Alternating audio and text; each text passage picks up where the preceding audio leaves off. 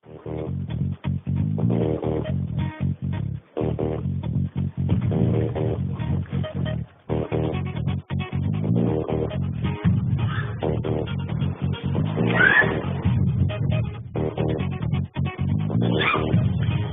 ચોર તમારા બેગ કે પર્સનો પટ્ટો પકડવાની કોશિશ કરે તો ઝડપથી તમારા બેગ કે પર્સનો પટ્ટો પકડીને નીચે બેસી જાઓ. હા, પણ એક વસ્તુની નોંધ ખાસ લેવી, તમારી બેગને એક બાજુના ખભા ઉપર ન રાખતા ક્રોસમાં આ રીતે જો લટકાવવામાં આવે તો બેગને ખેંચવાનો કોઈ પ્રશ્ન જ ઉભો નહીં થાય.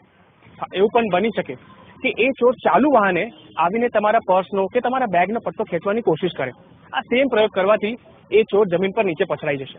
ચીલ ઝડપ કરનારા લૂંટારુઓને રોકવા એ મહિલાઓના પોતાના જ હાથમાં છે અને જરૂરી પણ છે. જો બેગ કદાચ તમારા એક બાજુના ખભા ઉપર રહી ગઈ હોય તો એને ચોરના ખેંચતાની સાથે જ પકડીને નીચે બેસી જવાથી એ ચોર નીચે પડી જશે.